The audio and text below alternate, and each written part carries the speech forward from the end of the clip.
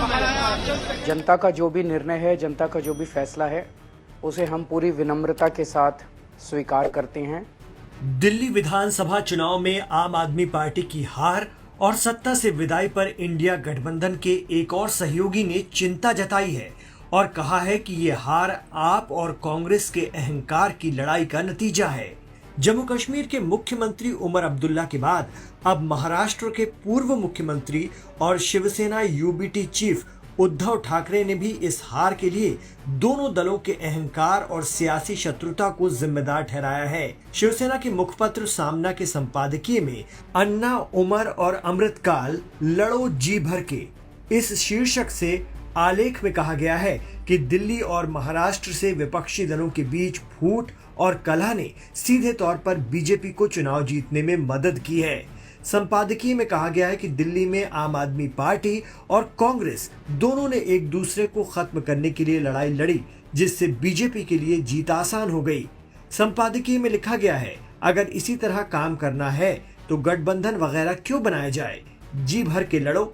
महाराष्ट्र के बाद दिल्ली के नतीजों से भी अगर कोई सबक नहीं लेता तो तानाशाह की जीत में योगदान देने का पुण्य ले लो और उसके लिए गंगा स्नान की भी जरूरत नहीं पड़ेगी। संपादकीय में यह भी कहा गया है कि उमर ठीक ही कहते हैं, आपस में जी भर के लड़ो और एक दूसरे को खत्म करो।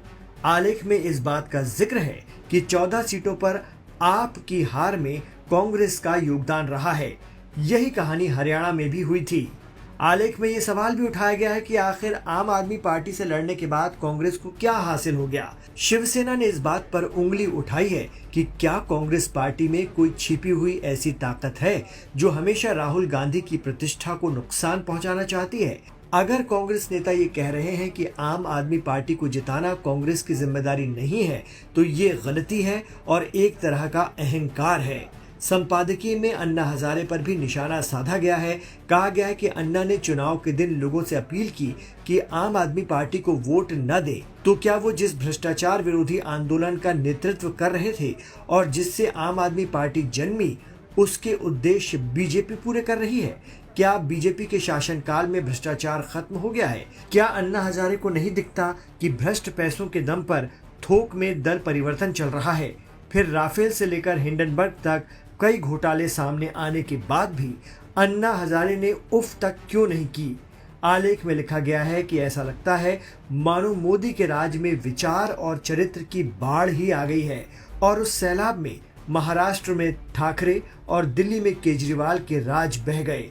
इंसान ढोंग करे भी तो कितना। आपको बता दें कि सामना शिवसेना उद्धव बाला साहब ठाकरे का मुखपत्र माना जाता है।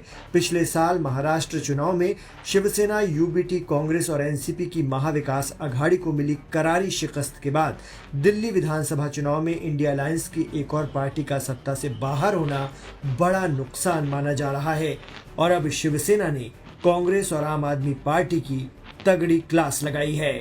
एका शेतकऱ्यांनी उभं राहून मोदीजींना कांद्याविषयी बोललं होतं, काय नजरेने मोदींनी त्यांना पाहिलं होतं।